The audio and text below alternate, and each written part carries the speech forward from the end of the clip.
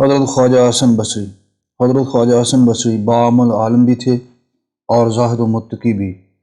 سنت نبوی صلی اللہ علیہ وآلہ وسلم پر سختی سے عمل پیرا کرتے اور ہر وقت خشیت الہی میں غرق رہتے۔ آپ کی والدہ ام المومنین حضرت ام سلمہ کی خادمہ تھیں، اور جب بچپن میں آپ کی والدہ کسی کام میں مصروف ہوتیں اور آپ رونے لگتے تو ام المومنین آپ کو گود میں اٹھا کر اپنے پستان مبارک آپ کے منہ میں دے دیتی، اور وہ پورے شوق میں آپ کے پستان سے دودھ بھی نکلنے لگتا۔ اندازہ فرمائیے کہ جس نے ام المومنین کا دودھ پیا ہو، اس کے مراتب کا کون منکر ہو سکتا ہے۔ بچپن میں آپ نے ایک دن حضور نبی کریم صلی اللہ علیہ وسلم کے پیالہ کا پانی پی لیا، اور جب حضور نبی کریم صلی اللہ علیہ وآلہ وسلم دریافت فرمایا کہ میرے پیالے کا پانی کس نے پیا ہے، تو حضرت ام سلمہ نے کہا حسن نے۔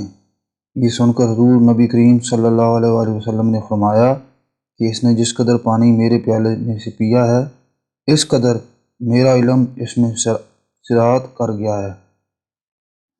ایک دن حضور نبی کریم صلی اللہ علیہ وآلہ وسلم حضرت ام سلمہ کے مکان پر تشریف لائے تو ام المومنین حضرت ام سلمہ نے حسن بصری کو آپ کی آغوش مبارک میں ڈال دیا۔ اس وقت حضور نبی کریم صلی اللہ علیہ وسلم نے آپ کے لیے بھلائی کی دعا فرمائی، اور اس دعا کی برکت سے آپ کو بے پناہ مراتب حاصل ہوئے۔ ولادت کے بعد جب آپ کو حضرت عمر فاروق کی خدمت میں پیش کیا گیا تو آپ نے فرمایا کہ اس کا نام حسن رکھو، کیونکہ یہ بہت خوبرو ہے۔ حضرت ام سلمہ نے آپ کی تربیت فرمائی اور ہمیشہ یہی دعا کیا کرتی تھیں کہ اللہ حسن کو مخلوق کا رہنما بنا دے۔ چنانچہ آپ یکتائے روزگار بزرگوں میں سے ہوئے ہیں، اور 120 صحابہ سے شرف نیاز حاصل ہوا ہے۔ ان میں 70 شہدائے بدر بھی شامل ہیں۔ آپ کو حضرت امام حسن بن علی المرتضیٰ سے شرف بیعت حاصل تھا اور انہی سے تعلیم پائی، لیکن کتاب تحفہ کے مصنف لکھتے ہیں کہ آپ حضرت علی کرم اللہ وجہ الکریم سے بیعت تھے اور انہی کے خلفاء میں سے ہوئے۔ ابتدائی دور میں آپ جوہرات تجارت کرتے تھے، جس کی وجہ سے آپ کا نام حسن لؤلؤی پڑ گیا۔ ایک مرتبہ تجارت کی نیت سے روم گئے اور جب وہاں کے وزیر کے پاس بالغرض ملاقات پہنچے تو کہیں جانے کی تیاری کر رہا تھا۔ اس نے پوچھا کیا آپ بھی میرے ساتھ چلیں گے؟ فرمایا کہ ہاں۔ چنانچہ دونوں گھوڑوں پر سوار ہو کر جنگل میں جا پہنچے۔ وہاں آپ نے دیکھا کہ دبائے رومی کا ایک بہت ہی مکفف خیمہ نصب ہے اور اس کے چاروں طرف مسلح فوج طواف کر رہی ہے۔ پھر علماء اور باشمت افراد وہاں پہنچے اور خیمہ کے قریب کچھ کہہ کر رخصت ہو گئے۔ پھر حکماء، میر، منشی وغیرہ پہنچے اور کچھ کہہ کر چل دیے۔ پھر نہایت خوبرو کنیزیں زر و جواہر کے تھال سر پر رکھے ہوئے آئیں اور وہ بھی اسی طرح کچھ کہہ کر چلی گئیں۔ پھر بادشاہ اور وزیر بھی کچھ کہہ کر واپس ہو گئے۔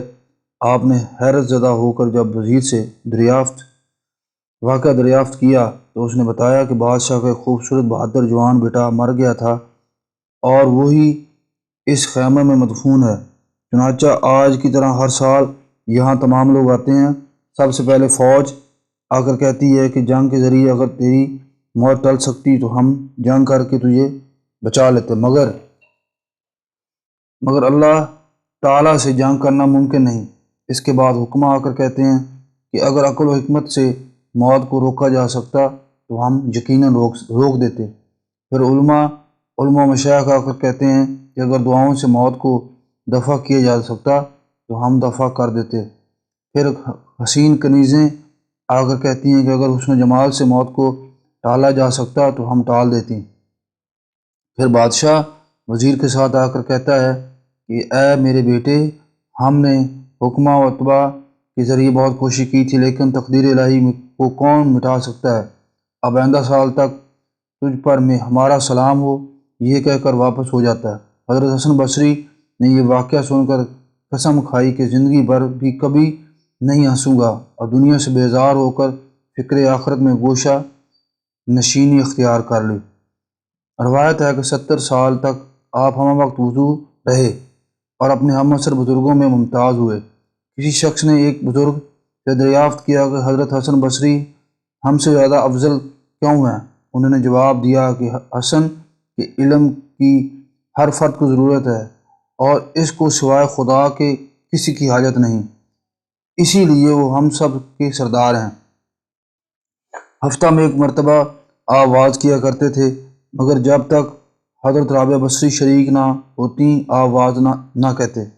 لوگوں نے عرض کیا کہ آپ کے واز میں تو بڑے بڑے بزرگ حاضر ہوتے ہیں، پھر آپ صرف ایک بوڑھی عورت کے نہ ہونے سے واز کیوں ترک کر دیتے ہیں؟ فرمایا کہ ہاتھی کے برتن کا شربت چونٹیوں کے برتن میں کیسے سمایا جا سکتا ہے؟ اور جب آپ کو دوران واز جوش آ جاتا تو رابعہ بصری سے فرماتے کہ یہ تمہارے ہی جوش و گرمی کا اثر ہے۔ ایک مرتبہ لوگوں نے سوال کیا کہ آپ اپنے واز میں کثیر لوگوں کے اجتماع سے خوش ہوتے ہیں؟ فرمایا کہ میں تو اس وقت مسرور ہوتا ہوں جب کوئی عشق الہی میں دل جلا آ جاتا ہے۔ کسی نے سوال کیا کہ اسلام کیا ہے اور مسلمان کس کو کہتے ہیں؟ فرمایا کہ اسلام کتاب میں ہے اور مسلمان قبر میں۔ جب آپ سے دین کی احساس کے متعلق سوال کیا گیا تو فرمایا کہ تقویٰ دین کی احساس ہے اور لالچ تقویٰ کو ضائع کر دیتا ہے۔ پوچھا گیا کہ جنت عدن کا کیا مفہوم ہے اور اس میں کون داخل ہوگا؟ فرمایا کہ اس میں سونے کے محلات ہیں اور سوائے نبی کریم صلی اللہ علیہ وسلم، صادقین، شہداء، عادل بادشاہ اور دیگر انبیاء کرام کہ کوئی داخل نہیں ہو سکتا۔ سوال کیا گیا کہ روحانی طبیب کسی دوسرے کا علاج کر سکتا ہے؟ فرمایا اس وقت تک نہیں جب تک خود اپنا علاج نہ کر لے، کیونکہ جو خود ہی گم کردہ رہ ہو وہ دوسرے کی رہبری کیسے کر سکتا ہے؟ حضرت خواجہ حسن بصری نے فرمایا کہ میرا واز سنتے رہو، تمہیں فائدہ پہنچے گا، لیکن میری بے عملی تمہارے لیے ضرر رساں نہیں۔ لوگوں نے عرض کیا کہ ہمارے قلوب تو سوئے ہوئے ہیں، اس پر آپ کا واز کیا اثر انداز ہوگا؟ فرمایا کہ خوابیدہ قلوب کو تو بیدار کیا جا سکتا ہے، البتہ مردہ دلوں کی بیداری ممکن نہیں۔ لوگوں نے عرض کیا کہ بعض جماعتوں کے اقوال ہمارے قلوب میں خوف و وحشیت پیدا کر دیتے ہیں۔ فرمایا کہ تم دنیا میں ڈرانے والوں ہی کی صحبت اختیار کرو تاکہ روز محشر رحمت خداوندی سے تم سے قریب تر ہو۔ لوگوں نے عرض کیا کہ بعض حضرات آپ کا واز محض اس لیے یاد کرتے ہیں تاکہ، فرمایا کہ میں صرف قرب الہی اور جنت کا متمنی رہتا ہوں، کیونکہ نکتہ چینیوں سے تو اللہ تعالیٰ کی ذات بھی مبرا نہیں، اسی لیے میں لوگوں سے ہرگز یہ توقع نہیں رکھتا کہ وہ مجھے برا بلا کہیں گے۔ عرض کیا گیا کہ بعض افراد کا یہ خیال ہے کہ دوسروں کو نصیحت اسی وقت کرنی چاہیے جب خود بھی تمام برائیوں سے پاک ہو جائے۔ فرمایا کہ ابلیس تو یہی چاہتا ہے کہ اوامر و نہی کا سدباب ہو جائے۔ لوگوں نے پوچھا کہ کیا مسلمان کو بغض و حسد کرنا جائز ہے؟ فرمایا کہ برادران یوسف کا واقعہ کیا تمہارے علم میں نہیں؟ بغض و حسد کی وجہ سے ہی انہیں کیا کیا ضرر پہنچا، البتہ اگر حسد میں رنج و غم کا پہلو ہو تو کوئی حرج نہیں۔ حضرت حسن بصری ایک ارادت مند کی یہ کیفیت تھی کہ آیت قرآنی سن کر بے ہوش ہو جاتا تھا۔ آپ نے فرمایا اپنے فعل میں اس کا امر کو ملحوظ رکھا کرو کہ آواز نہ نکل پائے، کیونکہ آواز نکلنے سے ریاکاری محسوس ہونے لگتی ہے جو انسان کے لیے باعث ہلاکت ہے، اور اگر کسی پر حال طاری نہ ہو بلکہ وہ قصداً طاری کر لے اور کوئی نصیحت بھی اس پر کارگر نہ ہو تو وہ گنہگار ہے، اور جو شخص قصداً روتا ہے اس کا رونا شیطان کا رونا ہے۔ ایک مرتبہ دوران واز حجاج بن یوسف برنا شمشیر لیے ہوئے اپنی فوج کے ساتھ وہاں آ گیا۔ اسی محفل میں ایک بزرگ نے اپنے دل میں یہ خیال کیا کہ آج حضرت حسن بصری کا امتحان ہے اور وہ تعظیم کے لیے کھڑے ہوتے ہیں یا واز میں مشہور رہتے ہیں۔ چنانچہ آپ نے حجاج کی آمد پر کوئی توجہ نہیں کی اور اپنے واز میں مصروف رہے۔ چنانچہ ایک بزرگ نے یہ تسلیم کر لیا کہ واقعی آپ اپنی خصلتوں کے اعتبار سے اس میں مسمہ ہیں، کیونکہ احکام خداوندی بیان کرتے وقت آپ کسی کی پرواہ نہیں کرتے تھے۔ اختتام وعظ کے بعد حجاج نے دستبوسی کرتے ہوئے لوگوں سے کہا کہ اگر تم مرد خدا سے ملنا چاہتے ہو تو حضرت حسن کو دیکھ لو۔ بعض لوگوں نے انتقال کے بعد حجاج کو خواب میں دیکھا کہ میدان حشر میں کسی کو تلاش کر رہا ہے۔ جب اس سے پوچھا گیا کس کو تلاش کر رہے ہو تو کہنے لگا میں اس جلوہ خداوندی کا متلاشی ہوں جس کو محی الدین تلاش کیا کرتے ہیں۔ لوگ کہتے ہیں کہ وقت مرگ حجاج کی زبان پر یہ کلمات تھے کہ اللہ تو غفار ہے اور تجھ سے برتر دوسرا کوئی نہیں، تو اپنی غفاری ایک کم حوصلہ مشت خاک پر بھی ظاہر کر کے اپنے فضل سے میری مغفرت فرما دے، کیونکہ پورا عالم یہی کہتا ہے کہ اس کی بخشش ہرگز نہیں ہو سکتی اور یہ عذاب میں گرفتار رہے گا، لیکن اگر تو نے مجھے بخش دیا تو یہ سب کو معلوم ہو جائے گا، یقیناً تیری شان بہت بڑی ہے۔ جب حضرت حسن بصری نے یہ واقعہ سنا تو فرمایا کہ یہ بدکردار حصول آخرت بھی اپنی مرضی سے کرنا چاہتا ہے۔ حضرت علی کرم اللہ وجہ الکریم جب بصرہ میں تشریف لائے تو تمام واعظین کو وعظ گوئی سے منع کرتے ہوئے فرمایا کہ تمام ممبروں کو توڑ کر پھینک دو، لیکن جب حضرت حسن بصری کی مجالس وعظ میں پہنچے تو ان سے پوچھا کہ تم عالم ہو یا طالب علم؟ آپ نے جواب دیا میں تو کچھ بھی نہیں ہوں، البتہ جو کچھ حدیث نبوی سے سنا ہے وہ لوگوں تک پہنچا دیتا ہوں۔ یہ سن کر حضرت علی نے فرمایا کہ آپ کو وعظ گوئی کی اجازت ہے، اور جب خواجہ حسن بصری کو یہ علم ہوا کہ وہ حضرت علی تھے اور ان کی رسیوں میں نکل کھڑے ہوئے، اور ایک جگہ جب آپ سے ملاقات ہو گئی تو عرض کیا کہ مجھے وضو کا طریقہ سکھا دیجیے۔ چنانچہ ایک دشت میں پانی منگوا کر حضرت علی نے آپ کو وضو کا طریقہ سکھایا، اور اسی وجہ سے اس مقام کا نام مقام الطشت پڑ گیا۔ کسی شخص نے جب آپ نے گریہ زاری کا سبب دریافت کیا تو اس نے عرض کیا کہ میں نے محمد بن کعب سے سنا ہے کہ روز محشر ایک صاحب ایمان اپنی معصیت کاری کی وجہ سے برسوں جہنم میں پڑا رہے گا۔ آپ نے فرمایا کاش اس کے بدلے میں مجھے جہنم میں پھینک دیا جائے اور وہ محفوظ رہ جائے، کیونکہ مجھے اپنے متعلق یہ توقع نہیں کہ 1000 سال تک بھی چھٹکارا حاصل کر سکوں۔ ایک سال بصرہ میں ایسا شدید قحط پڑ گیا کہ 2 لاکھ افراد نماز استسقاء کے لیے بیرون شہر پہنچ گئے، اور ایک ممبر پر حضرت حسن بصری کو بٹھا کر اوپر اٹھائے ہوئے دعا میں مشغول ہو گئے، لیکن آپ نے فرمایا اگر تم بارش چاہتے ہو تو مجھ کو شہر بدل کر دو، اور اس وقت آپ کے روئے مبارک سے خشیت الہی کے آثار نمایاں تھے، کیونکہ آپ ہمیشہ مصروف گریہ رہتے، کسی نے کبھی ہونٹوں پر مسکراہٹ نہیں دیکھی۔ آخرت کا خوف۔ ایک مرتبہ آپ پوری رات مصروف گریہ رہے۔ جب لوگوں نے پوچھا کہ آپ کا شمار تو صاحب تقویٰ لوگوں میں ہوتا ہے، پھر آپ اس قدر گریہ زاری کیوں کرتے ہیں؟ فرمایا کہ میں تو اس دن کے لیے روتا ہوں جس دن مجھ سے کوئی ایسی خطا ہو گئی ہو کہ اللہ تعالیٰ باز پرس کر کے یہ فرما دے کہ اے حسن ہماری بارگاہ میں تمہاری کوئی وقت نہیں اور ہم تمہاری پوری عبادت کو رد کرتے ہیں۔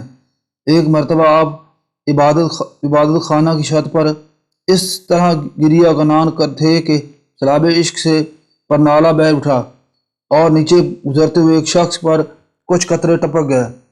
چنانچہ اس نے آواز دے کر پوچھا کہ کیا یہ پانی پاک ہے یا ناپاک؟ آپ نے جواب دیا برادرم کپڑے کو پاک کر لینا، کیونکہ یہ ایک مسیحیت کار کے انسو ہیں۔ آپ کسی مردے کی تدفین کے لیے قبرستان تشریف لے گئے اور فراغت تدفین کے بعد قبر کے سرانے کھڑے ہو کر اس قدر روئے کہ قبر کی خاک تک نم ہو گئی۔ پھر فرمایا کہ جب آخری منزل ہی آخرت ہے تو پھر ایسی دنیا کے طالب کیوں ہو جس کا انجام قبر ہے، اور اس عالم سے خوف زدہ نہیں جس کی ابتدائی منزل ہی قبر ہے۔ گویا تمہاری پہلی اور آخری منزل قبر ہی ہے۔ آپ کے نصیحت سے لوگوں کے اس درجہ متاثر ہوئے کہ شدت گریہ سے بے حال ہو گئے۔ ایک مرتبہ لوگوں کے ہمراہ قبرستان پہنچ کر فرمایا اس میں ایسے افراد مدفون ہیں جن کا سر 8 جنتوں کے مساوی نعمتیں پانے پر بھی نہ جھک سکا۔ ان کے قلوب میں ان نعمتوں کا کبھی تصور تک بھی نہ آیا، لیکن مٹی میں اتنی آرزوئیں لے کر چلے گئے کہ ان میں سے ایک کو بھی تمام آسمانوں کے مقابلے میں رکھا جائے تو وہ خوفزدہ ہو کر پاش پاش ہو جائیں۔ بچپن میں آپ سے ایک گناہ سرزد ہو گیا جس کی پاداش میں آپ جب کبھی کوئی نیا پرہن تیار کرواتے تو اس کی گریباں پر وہ گناہ درج کر دیتے اور اسی کو دیکھ کر اس درجہ گریہ جاری کرتے کہ غشی طاری ہو جاتی۔ ایک مرتبہ حضرت عمر بن عبدالعزیز نے آپ کو مکتوب ارسال کرتے ہوئے تحریر فرمایا کہ مجھے کوئی ایسی نصیحت کیجیے جو میرے تمام امور میں معاون ہو سکے۔ جواب میں آپ نے لکھا کہ اگر اللہ تعالی ہمارا معاون نہیں ہے تو پھر کسی سے بھی معاونت کی توقع ہرگز نہ رکھو۔ پھر دوسرے مکتوب کے جواب میں تحریر فرمایا کہ اس دن کو بہت ہی نزدیک سمجھتے رہو جس دن دنیا فنا ہو جائے گی اور صرف آخرت باقی رہے گی۔ جب حضرت بشر حافی کو یہ علم ہوا کہ حضرت خواجہ حسن بصری سفر حج کے قصد کر رہے ہیں تو انہوں نے تحریر کیا کہ میری تمنا ہے آپ کے ہمراہ حج کروں۔ آپ نے جواب دیا کہ میں معافی چاہتا ہوں کیونکہ میری تمنا یہ ہے کہ صرف اللہ تعالیٰ کی ستاری کے پردے میں زندگی گزاروں، اور اگر ہم دونوں ہمراہ ہو گئے تو ایک دوسرے کے عیوب یقیناً سامنے آئیں گے اور ہم میں سے ہر ایک دوسرے کو معیوب تصور کرنے لگے گا۔ حضرت خواجہ حسن بصری نے سعید بن جبید کو 3 نصیحتیں کیں۔ صحبت سلطان سے اجتناب کرو، کسی عورت کے ساتھ تنہا نہ رہو، خواہ وہ رابعہ بصری ہی کیوں نہ ہو، راگ رنگ میں کبھی شرکت نہ کرو کیونکہ یہ چیزیں برائی کی طرف لے جانے کا پیش خیمہ ہیں۔ حضرت مالک بن دینار کہتے ہیں کہ جب میں نے آپ سے پوچھا کہ لوگوں کی تباہی کس چیز میں پوشیدہ ہے، فرمایا مردہ دلی میں۔ میں نے پوچھا کہ مردہ دلی کا کیا مفہوم ہے، فرمایا کہ دنیا کی جانب راغب ہو جانا۔ ایک مرتبہ حضرت عبداللہ نماز فجر کے لیے حضرت خواجہ حسن بصری کی مسجد میں تشریف لے گئے تو اندر سے دروازہ بند تھا اور آپ مشغول دعا تھے اور کچھ لوگوں نے آمین کہنے کی صدائیں آ رہی تھیں۔ چنانچہ میں نے یہ خیال کر کے شاید آپ کی رضامند مند ہوں گے، باہر ہی ٹھہر گیا۔ جب صبح کا دروازہ کھلا میں نے اندر جا کر دیکھا تو آپ تنہا تھے۔ چنانچہ فراغت نماز کے بعد جب صورتحال دریافت کی تو فرمایا کہ پہلے تو کسی سے نہ بتانے کا وعدہ کرو، پھر فرمایا یہاں جنات وغیرہ آتے ہیں اور میں ان کے سامنے واز کہہ کر دعا مانگتا ہوں جس پر وہ سب آمین کہتے ہیں۔ کچھ بزرگ آپ کے ہمراہ بغرض حج روانہ ہوئے اور ان میں سے بعض لوگوں کو شدت سے پیاس لگی۔ چنانچہ راستہ میں ایک کنواں نظر پڑا لیکن اس پر رسی یا ڈول کچھ نہ تھا۔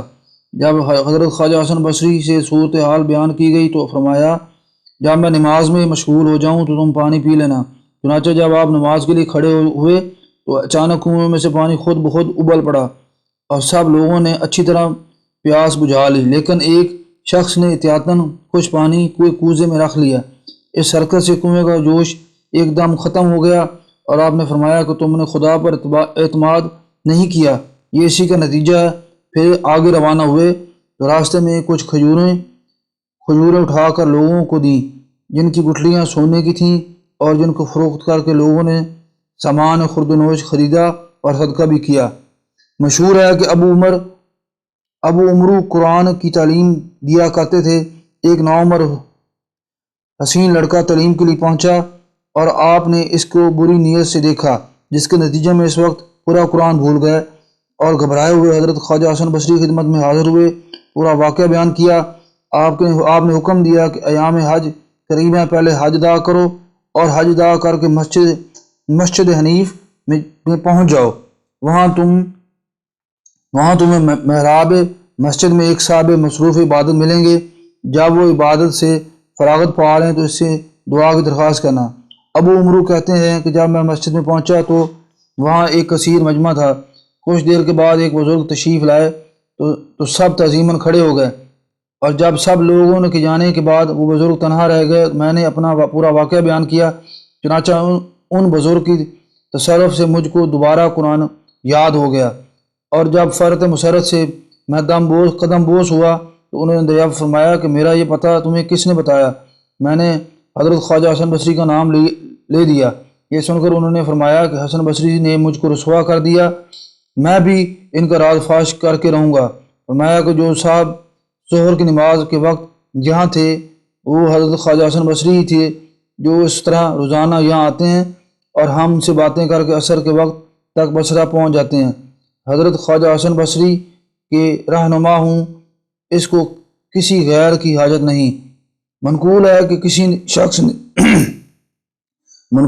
شخص کے گھوڑے میں کچھ نقص ہو گیا اور اس نے حضرت حسن سے کیفیت بیان کی تو آپ نے 400 درہم میں اس سے گھوڑا خرید لیا۔ لیکن اسی شب گھوڑے کے مالک نے خواب میں دیکھا کہ جنت میں ایک گھوڑا 400 مشکی گھوڑوں کے ہمراہ چرتا پھر رہا ہے۔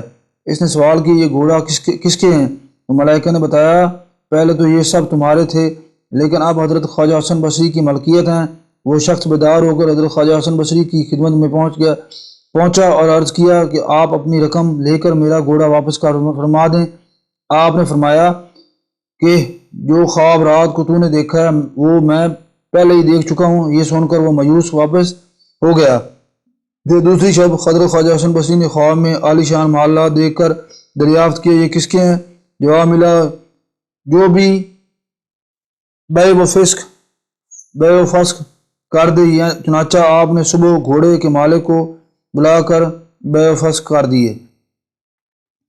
شمون نامی ایک آتش پرست آپ کا پڑوسی تھا۔ جب وہ مرض الموت میں مبتلا ہوا آپ نے اس کے گھر جا کر دیکھا کہ اس کا جسم آگ کے دھوئیں سے سیاہ پڑ گیا ہے۔ آپ نے تلقین فرمائی کہ آتش پرستی ترک کر کے اسلام میں داخل ہو جا، اللہ تعالیٰ تجھ پر رحم فرمائے گا۔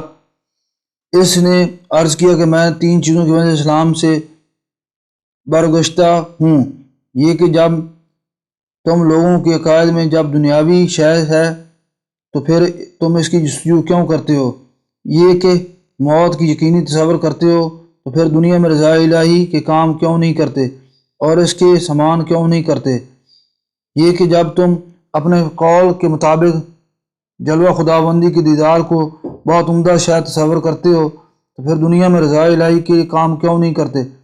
آپ نے فرمایا کہ یہ تو مسلمانوں کے افعال و کردار ہیں، لیکن آتش پرستی میں تضیع اوقات کر کے تمہیں کیا حاصل ہوا؟ مومن خواہ کچھ بھی ہو وہ کم از کم وحدانیت کو تسلیم کرتا ہے، مگر تو نے 70 سال آگ کی پوجا کی اور اگر ہم دونوں آگ میں گر پڑیں تو ہم دونوں کو برابر جلائے گی، یہ تیری پرستش کا محلوظ نہیں رکھے گی، لیکن میرے مولا میں یہ طاقت ہے اگر وہ چاہے تو مجھ کو آگ ذرا برابر بھی نقصان نہیں پہنچا سکتی۔ اور یہ فرما کر آپ نے دونوں ہاتھوں میں آگ اٹھا لی اور کوئی اثر دست مبارک پر نہ ہوا۔ شمون نے اس کیفیت سے متاثر ہو کر عرض کیا کہ میں تو 70 سال سے آتش پرستی میں مبتلا ہوں، اب آخری وقت میں کیا مسلمان ہوں گا۔ لیکن جب آپ نے اسلام لانے کے لیے دوبارہ اصرار فرمایا تو اس نے عرض کیا کہ میں اس شرط پر ایمان لاتا ہوں کہ آپ مجھے یہ عہد نامہ تحریر کر دیں کہ میرے مسلمان ہو جانے کے بعد اللہ تعالیٰ مجھے تمام گناہوں سے نجات دے گا اور میری مغفرت فرما دے گا۔ چنانچہ آپ نے اسی مضمون کا اس کو ایک عہد نامہ تحریر کر دیا، لیکن اس نے کہا کہ اس پر بصرہ کے صاحب عدل لوگوں کی شہادت بھی تحریر کروائیے۔ آپ نے شہادتیں بھی درج کروا دیں۔ اس کے بعد شمون صدق دل سے مشربہ اسلام ہو گیا اور استدعا کی کہ میرے مرنے کے بعد آپ اپنے ہی ہاتھ سے غسل دے کر قبر میں اتاریں اور یہ عہد نامہ میرے ہاتھ میں رکھ کر حق دیں تاکہ روز محشر میں میرے مومن ہونے کا ثبوت میرے پاس رہے۔ یہ وصیت کر کے کلمہ شہادت پڑھا اور دنیا سے رخصت ہو گیا۔ آپ نے اس کو پوری وصیت پر عمل کیا۔ اسی شب خواب میں دیکھا کہ شمون بہت قیمتی لباس اور زرعی تاج پہنے ہوئے جنت کی سیر میں مصروف ہے، اور جب آپ نے سوال کیا کہ کیا گزری تو اس نے عرض کیا کہ خدا نے اپنے فضل سے میری مغفرت فرما دی اور جو انعامات مجھ پر کیے وہ ناقابل بیان ہیں، لہٰذا آپ کے اوپر کوئی بار نہیں، آپ اپنا عہد نامہ واپس لے لیں کیونکہ مجھے اب اس کی حاجت نہیں، اور جب جنت جب صبح آپ کو بیدار ہوئے تو عہد نامہ آپ کے ہاتھ میں تھا۔ آپ نے اللہ کا شکر ادا کرتے ہوئے فرمایا کہ اے اللہ تیرا فضل ہے، تیرا فضل کسی سبب کا محتاج نہیں۔ جب ایک آتش پرست کو 70 سال آگ کی پرستش کے بعد صرف ایک مرتبہ کلمہ پڑھنے کے بعد مغفرت فرما دی، تو جس نے 70 سال تیری عبادت اور ریاضت میں گزارے ہوں، وہ کیسے تیرے فضل سے محروم رہ سکتا ہے؟ آپ اس قدر منکسر المزاج تھے کہ ہر فرد کو اپنے سے بہتر تصور کرتے۔ ایک دن دریائے دجلہ پر آپ نے کسی حبشی عورت کے ساتھ اس طرح شراب نوشی میں مبتلا دیکھا کہ شراب کی بوتل اس کے سامنے تھی۔ اس وقت آپ کو یہ تصور ہوا کہ کیا یہ بھی مجھ سے بہتر ہو سکتا ہے، کیونکہ یہ تو شرابی ہے۔ اسی دوران ایک کشتی سامنے آئی جس میں 7 افراد تھے اور وہ غرق ہو گئی۔ یہ دیکھ کر حبشی پانی میں کود گیا اور 6 افراد کو ایک ایک کر کے باہر نکالا۔ پھر آپ سے عرض کیا کہ اگر آپ صرف ایک ہی کی جان بچا لیں۔ میں تو یہ امتحان لے رہا تھا کہ آپ چشم باطن کھلی ہوں گی یا نہیں، اور یہ عورت جو میرے پاس ہے یہ میری والدہ ہے، اور یہ بوتل سادہ پانی ہے۔ یہ سنتے ہی آپ اس یقین کے ساتھ کہ یہ کوئی غیبی شخص ہے اس کے قدموں پر گر پڑے اور حبشی سے کہا، جس طرح تو نے 6 افراد کی جان بچائی ہے، اسی طرح کبر و نحوست سے میری جان بھی بچا دے۔ اس نے دعا کی کہ اللہ تعالیٰ آپ کو نور بصیرت عطا فرمائے، یعنی کبر و نحوست کو دور کر دے۔ چنانچہ ایسا ہی ہوا۔ اس کے بعد سے اپنے آپ کو کبھی کسی سے بہتر تصور نہیں کیا۔ یہ کیفیت ہو گئی کہ ایک کتے کو بھی دیکھ کر فرما دیتے کہ اللہ تعالیٰ مجھے اس کتے ہی کے صدقے میں مقبولیت عطا فرما دے۔ ایک شخص نے سوال کیا کہ کتے سے آپ بہتر ہیں یا کتا؟ فرمایا کہ اگر عذاب سے چھٹکارا حاصل ہو گیا تو میں بہتر ہوں، ورنہ کتا مجھ جیسے صدہا گناہ گاروں سے افضل ہے۔ کچھ لوگوں نے آپ سے عرض کیا کہ فلاں شخص آپ کی غیبت کر رہا ہے، تو آپ نے بطور تحفہ اس کو تازہ کھجوریں بیچتے ہوئے پیغام دیا کہ سنا ہے کہ تم نے اپنی نیکیاں میرے اعمال نامہ میں درج کروا دی ہیں، میں نے اس کا کوئی معاوضہ ادا نہیں کر سکتا۔ حکمت آموز باتیں۔ آپ نے فرمایا، جب میں 4 افراد کے متعلق سوچتا ہوں تو حیرت زدہ ہو جاتا ہوں۔ محنت یعنی ہجرہ، مست شخص، لڑکا، عورت۔ لوگوں نے جب وجہ دریافت کی تو فرمایا کہ میں نے ایک ہجرے سے جب گریز کرنا چاہا تو اس نے کہا، میری حالت کا اب تک کسی کو علم نہیں، آپ مجھ سے گریزاں نہ ہوں، ویسے عاقبت کی خبر خدا کو ہے۔ پھر فرمایا کہ ایک شخص مستی کے عالم میں کیچڑ کے اندر لڑکھڑاتا ہوا جا رہا تھا۔ میں نے کہا کہ سنبھال کر قدم رکھو، کہیں گر نہ پڑنا۔ اس نے جواب دیا، آپ اپنے قدم مضبوط رکھیں، کیونکہ اگر میں گر گیا تو تنہا گروں گا، لیکن آپ کے ہمراہ پوری قوم گر پڑے گی۔ چنانچہ اس کے قول سے میں آج تک متاثر ہوں۔ پھر فرمایا کہ ایک مرتبہ ایک لڑکا چراغ لیے ہوئے چل رہا تھا، تو میں نے پوچھا کہ روشنی کہاں سے لے کر آیا ہے؟ اس نے چراغ گول کرتے ہوئے کہا، پہلے آپ یہ بتائیں کہ روشنی کہاں معدوم ہو گئی، اس کے بعد میں آپ کے سوال کا جواب دوں گا، روشنی کہاں سے آئی۔ پھر فرمایا کہ ایک مرتبہ ایک خوبصورت عورت منہ کھولے ہوئے ننگے سر غصہ کی حالت میں میرے پاس آئی اور اپنے شوہر کا شکوہ کرنے لگی۔ میں نے کہا، پہلے تم اپنا ہاتھ منہ تو ڈھانپ لو، لیکن اس نے جواب دیا کہ شوہر کے عشق میں میری عقل کھو گئی ہے، اور اگر آپ آگاہ نہ کرتے تو میں اسی طرح بازار چلی جاتی، مجھے بالکل بھی محسوس نہ ہوتا۔ لیکن یہ عجیب بات ہے کہ آپ عشق الہی کا دعویٰ بھی کرتے ہیں اور اس کی روشنی میں آپ سب کو دیکھتے ہیں، اس کے باوجود آپ اپنے ہوش و حواس پر قائم ہیں۔ منقول ہے کہ ایک مرتبہ آپ واعظ کے ممبر سے اترے تو بعض افراد کو روک کر فرمایا کہ تم پر توجہ ڈالنا چاہتا ہوں، لیکن اس میں ایک شخص تھا جو آپ کی جماعت سے متعلق نہیں تھا، اس کو حکم دیا کہ تم چلے جاؤ۔ ایک مرتبہ اپنے ساتھیوں سے فرمایا کہ تم نبی کریم صلی اللہ علیہ وسلم کے صحابہ کی طرح ہو۔ یہ سن کر سب لوگ بہت مسرور ہوئے۔ آپ نے فرمایا کہ میرا مقصد یہ ہرگز نہیں کہ تم اپنے اعمال و خصائل میں ان جیسے ہو، بلکہ تمہارے اندر ان کی طرح شباہت پائی جاتی ہے کیونکہ صحابہ کی تو یہ کیفیت تھی کہ تم ان کو دیکھ کر دیوانہ تصور کرنے لگتے، اور اگر وہ تمہاری حالت دیکھتے تو تمہیں ہرگز مسلمان تصور نہ کرتے۔ وہ تو برق رفتار گھوڑوں کے پر آگے چلے گئے، اور ہم ایسے زخم خوردہ کھچروں پر پیچھے رہ گئے جو زخمی کمر کی وجہ سے چلنے پر بھی قادر نہیں۔ کسی داکانی نے جب آپ سے صبر کا مفہوم پوچھا تو فرمایا کہ صبر کی دو قسمیں ہیں، ابتلا و مصیبت پر صبر کرنا، ان چیزوں سے اجتناب کرنا جن سے اعتراض کرنا کا حکم اللہ نے دیا ہو۔ بدو نے عرض کیا، آپ تو بہت بڑے زاہد ہیں۔ فرمایا کہ میرا زہد تو آخرت کی رغبت کی وجہ سے ہے، صبر بے صبری کی وجہ سے۔ بدوی نے کہا کہ میں آپ کا مفہوم نہیں سمجھا۔ فرمایا مصیبت یا اطاعت خداوندی پر میرا صبر کرنا صرف نار جہنم کے خوف کی وجہ سے ہے، اور اسی کا نام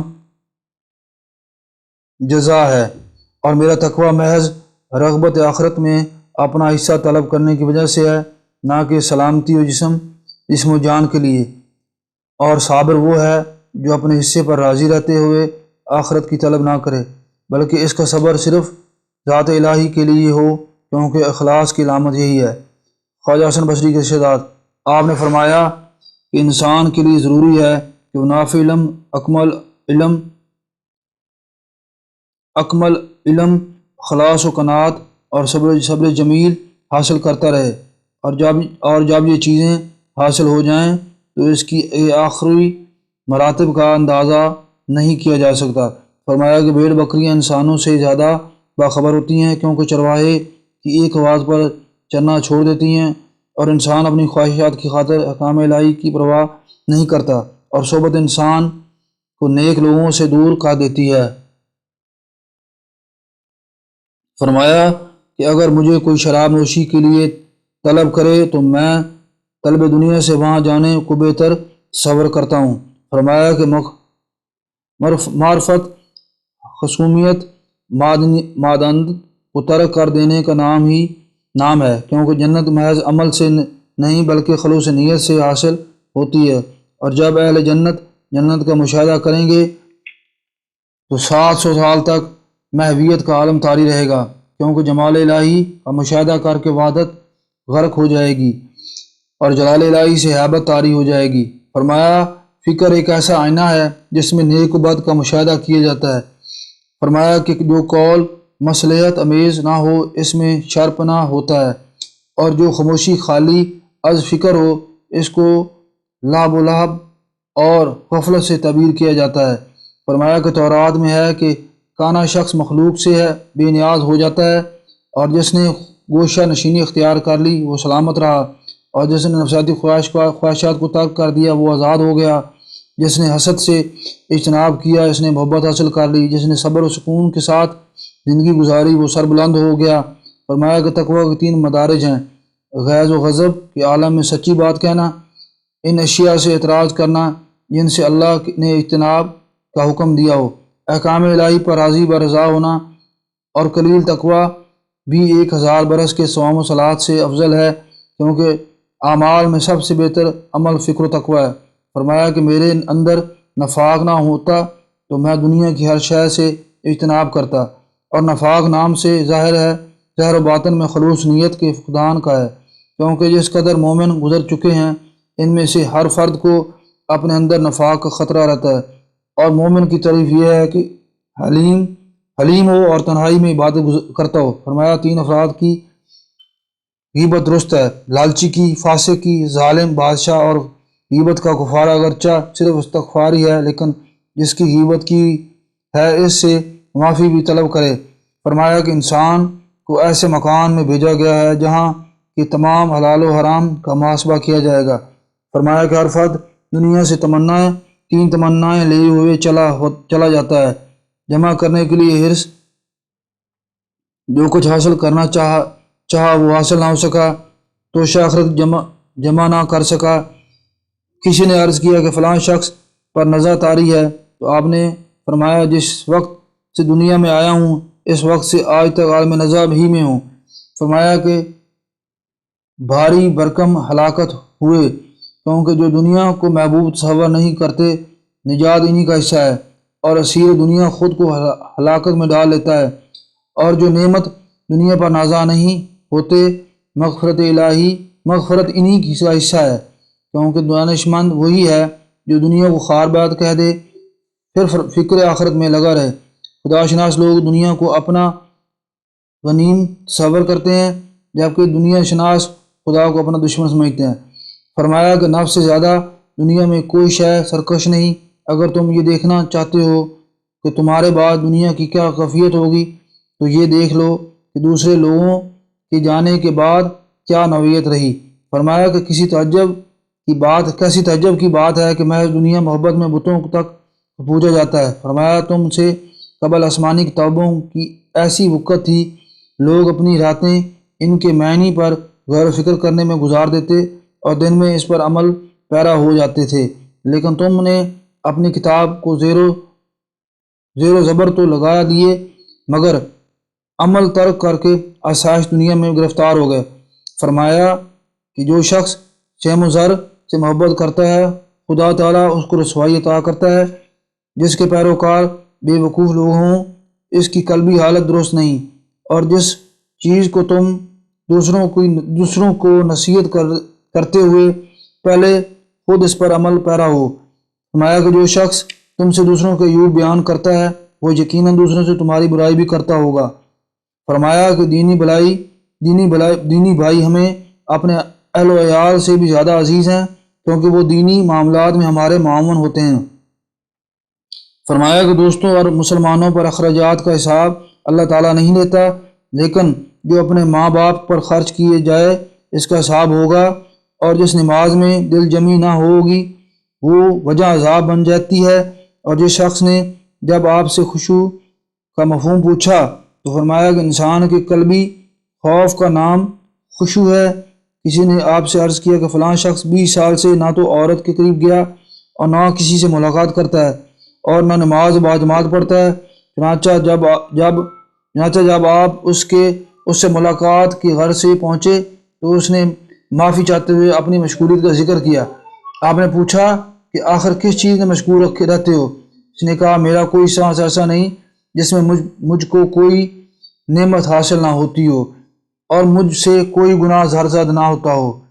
آپ نے فرمایا کہ تیری مشغولیت مجھ سے بہتر ہے۔ کسی نے دریافت کیا کہ کیا کبھی آپ کو کوئی خوشی حاصل ہوئی؟